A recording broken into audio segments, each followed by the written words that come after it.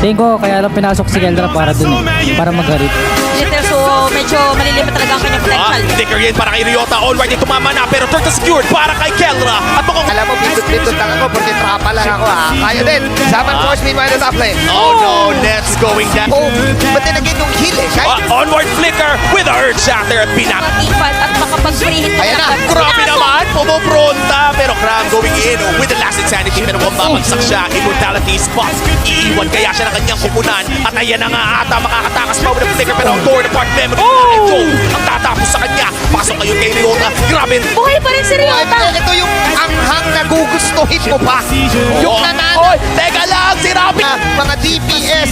Yung burst nila dito. 10 minutes, ayan na. Naku, si Ryzen pa ata ang uunahin nila. Pero makakatakas with a guiding wind. Butas na ngayon ang pase ng Onyx. At si Super Friends kailangan ng Black Shoes. Paano pa kaya itong tutuloy ng Omega? Circling Eagle. Here comes the late place to it. At mukhang hindi tatama nga ng Ryzen. Nasa may bandang iloob. At makukuha na nga nila si Dex. Si Ryzen na ata isusunod si Ryota. Buhay pa rin! New game.